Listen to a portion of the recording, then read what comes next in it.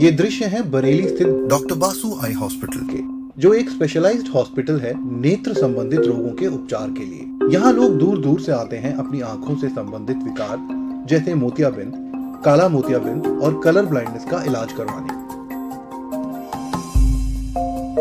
ये कोई साधारण हॉस्पिटल नहीं है।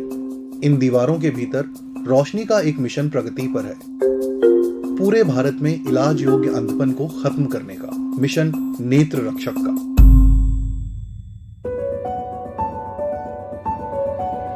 एक मॉडर्न आयुर्वेदिक आई केयर फैसिलिटी जहां कलर ब्लाइंडनेस, जिसे साइंस लाइलाज बताती है, उसका सफलतापूर्वक इलाज किया जाता है, और वो भी बिना ऑपरेशन के।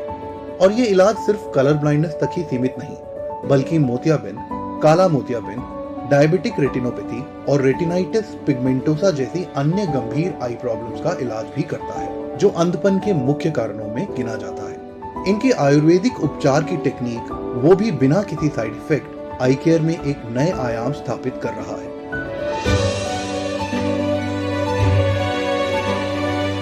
एक ऐसे ही पेशेंट हैं लखनऊ निवासी 67 वर्षीय नीरज शर्मा, जो पहले अपने बेटे का कलर ब्लाइंडनेस का इलाज यहाँ पर करवा चुके हैं, और अब कई वर्षों बाद जब इन्हें खुद डायबिटीज के चलते कैटरैक्ट की परेशानी हुई, इन्होंने बिना सोचे रुख किया बासु हॉस्पिटल का।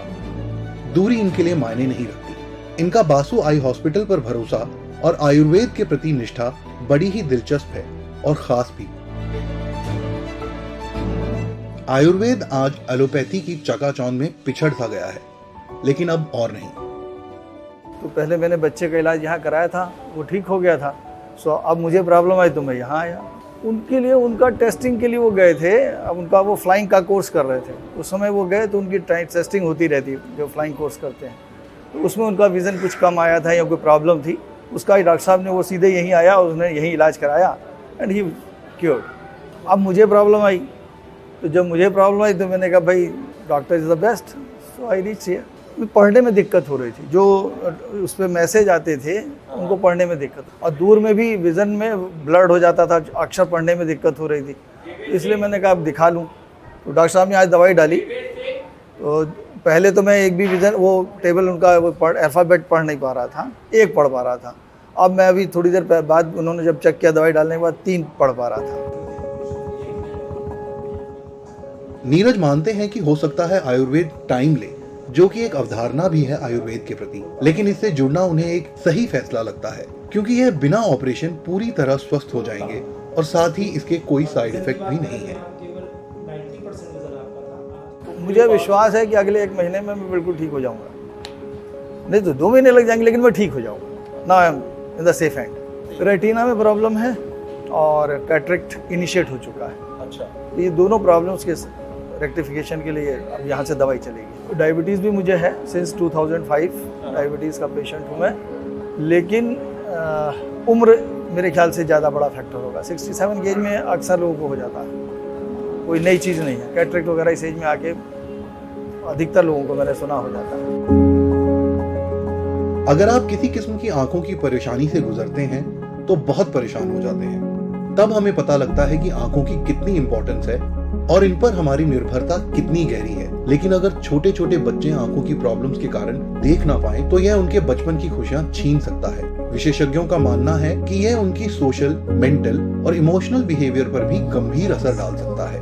इसलिए जरूरी है कि हम नियमित रूप से बच्चों की और अपनी आंखों का चेकअप करवाते रहें। गए वर्षों में लॉकडाउन और मॉडर्न लाइफस्टाइल के प्रचलन ने हर उम्र के लोगों की आंखों पर बहुत सीरियस इफेक्ट्स डाले हैं। बच्चों का एक बहुत इंपॉर्टेंट खिलौना आजकल मोबाइल फोन बन गया है, जिस पर वो रील्स देख रहे होते हैं या अपनी मनपसंद गेम्स घंटों खेलते हैं। ग्रोन अप्स को भी वर्क फ्रॉम होम के चलते या नॉर्मली भी कई घंटों लैपटॉप की स्क्रीन के सामने गुजारने पड़ते हैं। वैसे तो ये बहुत नॉर्मल लगता है, लेकिन ये लाइफस्टाइल आंखों के लिए बहुत सीरियस प्रॉब्लम्स क्रिएट कर सकता है, और यहाँ से शुरुआत होती है कंप्यूटर विजन सिंड्रोम यानी ड्राई आई डिजीज की। लगातार मोबाइल, लैपटॉप और टीवी से एक्सपोजर के दौरान हम नॉर्मली जितना पलकों को झपकते हैं वो बहुत कम हो जाता है, जिसके दुष्प्रभाव हैं ड्राई आई डिजीज, आंखों से लगातार पानी आना, मायोपिया और फार साइटेडनेस, जिसे सरल शब्दों में नजर के चश्मे लग जाना भी कहते हैं। मैंने ये चीज़ देखी कि दुनिया में ना तो कलर ब्लाइंडनेस का, ना ही रेटिनाइटिस पिगमेंटोसा नाम की बीमारी, जिसे हिंदी भाषा में रतौंधी बोला जाता है, जिसमें रात में पेशेंट जो होता है बिल्कुल ब्लाइंड हो जाता है, धीरे धीरे डे ब्लाइंडनेस में कन्वर्ट होकर पेशेंट कम्प्लीटली ब्लाइंड हो जाता है। तो मैंने ये चीज़ें देखी कि यहाँ पे पेशेंट उससे भी रिकवरी कर रहा है बहुत अच्छी तरीके से। जहाँ पे बिल्कुल ब्लाइंड होकर पेशेंट आता है, वहाँ 2-3 महीने के ट्रीटमेंट के बाद ही पेशेंट हमेशा हर बार अच्छे से होके आता है। एक चीज़ मैंने और देखी कि जो डॉक्टर साहब यहाँ पे दवाई देते हैं उसमें 5 मिनट्स के अंदर रिजल्ट मिलने शुरू हो जाते हैं। ये भी मैंने फर्स्ट टाइम देखा कि आयुर्वेद में इतनी जल्दी इफेक्ट आना शुरू हो गया। कुछ इस किस्म की प्रॉब्लम्स का इलाज करा रहे हैं 8 वर्षीय केशव कुमार, जो अपने पेरेंट्स के साथ चंदौसी से आए हैं। मोबाइल का बहुत ज्यादा इस्तेमाल कर एक बार पहले भी ये इलाज करवा चुके हैं, लेकिन फिर से लॉकडाउन में मोबाइल पर गेम्स खेलने की इसी आदत के शिकार हो गए, जिसके कारण इन्हें क्लास में ब्लैक बोर्ड से पढ़ पाना मुश्किल हो गया। पहली बार इलाज की सफलता के बाद उनके पिता का इतना विश्वास बन गया बासु आई हॉस्पिटल पर कि वो दोबारा केशव के इलाज के लिए यहाँ आए। बासु हॉस्पिटल और यहाँ के डॉक्टर्स दोनों ही को यह विश्वसनीय मानते हैं, साथ ही यहाँ इलाज इन्हें काफी अफोर्डेबल भी लगता है। आयुर्वेद, विश्वसनीयता, ऑपरेशन रहित इलाज और 0 साइड इफेक्ट इनके लिए प्रमुख कारण है बासु आई हॉस्पिटल की सेवाएं लेने का। बच्चे के आंख में आई साइट की प्रॉब्लम थी, यानी आंखों की रोशनी कम हो गई थी, रेटिना पर भी इफेक्ट हो गया था। ये पहले मोबाइल देखता था, तो डॉक्टर साहब के यहाँ हम लोग आए हैं और इनका पहले भी ट्रीटमेंट चला तो ये बिल्कुल ठीक हो गए, लेकिन उन्होंने थोड़ा सा मोबाइल की लापरवाही की और अब दोबारा ट्रीटमेंट चल रहा है। दोबारा से भी इनको हमारे हिसाब से फ़ायदा है। दूर की भी थी, करीब की भी थी, दोनों ही तरह की दिक्कत थी इसके। यानी ऐसे ही समझ लीजिए कि एंड स्टेज पे पहुंच गया था मामला। इसकी क्लास टीचर ने भी मुझसे कहा कि ये बच्चा लिखने में प्रॉब्लम करता है। फिर बच्चे के आँख में आंसू भी आते थे, मतलब पानी निकल आना आँखों से। तो हम फर्स्ट टाइम 2019 में आए थे यहाँ पर। उसके बाद में ये लगभग 9 महीने इलाज चला होगा, 9-10 महीने, और ये सही हो गया बिल्कुल। दोबारा यहाँ आए, इन्होंने मोबाइल ज़्यादा देखा। कुछ कोरोना में भी दिक्कत हुई कि ज़्यादा बच्चों को मोबाइल देखना पड़ा, उनकी ऑनलाइन क्लास वगैरह ये सब दिक्कतें रही। और बच्चे जो है मोबाइल के सामने ज़्यादा रहे, स्कूल में नहीं रहे और दूसरा प्लेग्राउंड में भी नहीं गए। वो सारी दिक्कतें कोरोना में इकट्ठी हो गई। डॉक्टर बासु आई हॉस्पिटल की विश्वसनीयता के स्तंभ में एक है इनकी modern state of the art machines और टेस्टिंग इक्विपमेंट्स। इन आधुनिक मशीनों का इस्तेमाल आंखों की हर किस्म की प्रॉब्लम को कम से कम टाइम में डिटेक्ट करता है, जो इनका सही उपचार करने में डॉक्टर्स की बहुत हेल्प करता है। इन मशीन्स को ऑपरेट करने वाले एक्सपर्ट ऑप्टोमेट्रिस्ट, जो पिछले कई सालों से बासु आई हॉस्पिटल में काम कर रहे हैं, इनसे जानते हैं इन मशीनों का उपयोग और इम्पोर्टेंस। देखिए सर, एक हम लोग आयुर्वेदिक में थे, ठीक है, और आयुर्वेदिक भाई डॉक्टर साहब का ट्रीटमेंट सबसे अलग हटके है, और हमने लोगों ने सोचा कि आयुर्वेदिक के साथ इसको कुछ मॉडर्न करना चाहिए। तो इसीलिए हम लोगों ने सारी ये मशीनें लगवाई जो बेस्ट हैं, जिससे हम भाई मरीज भी खुश रहता है कि भाई आपका पहले पर रेटिना की पोजीशन ये थी, आज रेटिना की पोजीशन ये है, पहले विजन आपका ये था, आज ये है, सब ऑटोमेटिक। तो हमें जब पता चला यहाँ पर डॉक्टर साहब का, तो हम यहाँ आए। यहाँ हमने देखा डॉक्टर साहब की जितनी भी ऑपरेटर्स मशीन्स वगैरह हैं वो एडवांस हैं, और डॉक्टर साहब का जो ट्रीटमेंट है वो फुली आयुर्वेदा के हिसाब से है। कुल मिलाकर के हमारे लिए यहाँ ट्रीटमेंट से मैं संतुष्ट हूँ। नेत्र रक्षक मिशन अंधपन उन्मूलन की सफलता के लिए बेहद जरूरी है कि ये संदेश लोगों तक पहुंचे। Doctor Basu eye hospital outreach program पर काम करता है ताकि दूर दराज के लोग जो इन सेवाओं का लाभ लेने में असमर्थ होते हैं, उन तक भी जागरूकता का कदम बढ़ाया जा सके। फ्री आई कैंप्स एक ऐसा ही प्रभावी और कारगर जरिया है इस कड़ी में। ऐसे ही एक आई कैंप में जाने का हमें मौका मिला, जहां इसमें सम्मिलित डॉक्टर्स और पेशेंट से हमारी बातचीत हुई। Cataract, glaucoma, dry eye disease, diabetic retinopathy और बाकी कई किस्म के नेत्र रोगों से प्रभावित विभिन्न पेशेंट यहाँ पर अपनी परेशानियों के निदान के लिए पहुँचे। कुछ ऐसे पेशेंट्स भी थे जो पहले अन्य हॉस्पिटल्स में इलाज से निराश होने के बाद यहाँ आशा की रोशनी की तलाश में पहुँचे।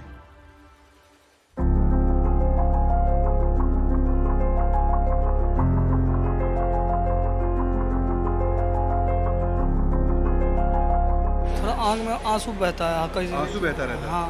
कब से आपको ये समस्या? ना दो चार 10 दिन 15 दिन से कभी कभी आँख में आंसू आ जाता है ऑटोमेटिक काम करने वक्त। शाम को धुंधलापन नजर आता है। शाम को धुंधला दिखता है। जैसे हमारा लाइफ स्टाइल अब चेंज हो चुका है और बहुत ज़्यादा हमारा स्क्रीन टाइम बढ़ गया है, उसके कारण हम लोग देख रहे हैं कि अब लगभग 70-80% लोगों में अब आई की समस्याएं देखने को मिल रही है। हम देख रहे हैं कि 35 साल के जो हमारे यंग हैं उनको भी अब कैटरेक्ट, मोतियाबिंद, ग्लोकोमा, इनके समस्याएं ज़्यादा देखने को मिल रही है।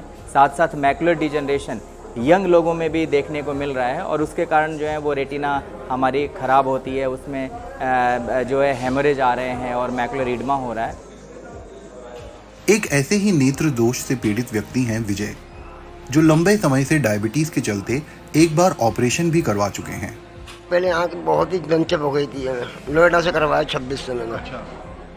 अभी सांग परेशानी है मेरे को। अब डॉक्टर ने चेक करवाया मैंने, तो उसने मोतियाबिंद बताया मेरे को। अच्छा, मोतियाबिंद बताया और क्या शुगर भी है तुम्हारे को। तो मेरे को ऑपरेशन फिर फेल हो गया। फिर मेरे को दवाई खाओ फिर आना तुम। अच्छा। तो हमें पता लगा कैंप का, तो हम फिर आँख दिखाने चले आए। ये डॉक्टर बताते हैं कि आंखों से संबंधित विकार को नजरअंदाज ना किया जाए और साथ ही कुछ सरल सुझाव इन्हें पहचानने के भी बताते हैं।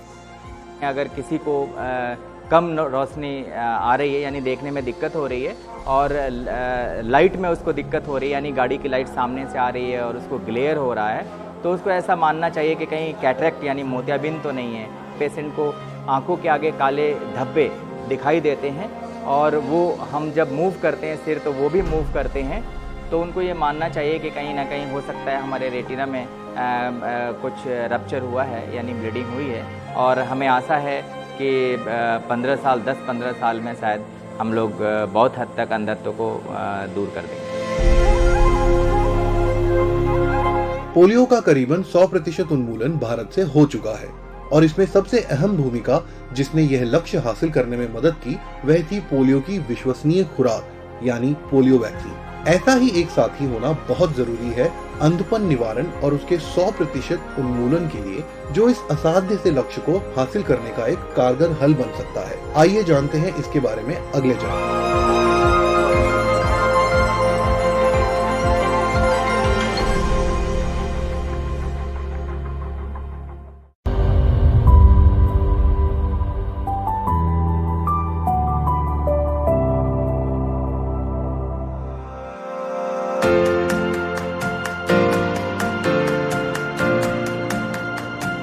क्या ब्लाइंडनेस या अंधपन निवारण हासिल किया जा सकता है? सुनने में बहुत मुश्किल लगता है, लेकिन डॉक्टर बासु आई हॉस्पिटल के संस्थापक डॉक्टर महेंद्र बसु इससे इत्तेफाक नहीं रखते। इनका मानना है और दावा है कि आयुर्वेद के पास इसका उपाय है। इन्होंने 10 साल के अपने शोध से एक ऐसा सॉल्यूशन बनाया जिसने कई लोगों को चकित कर इसके लाभ और कारगरता का एहसास दिलाया पूरी मेडिकल कम्युनिटी को। इस सॉल्यूशन का आविष्कार इन्होंने गहन शोध और प्रयास से यहीं बरेली में किया। इसका नाम है आइसोटीन।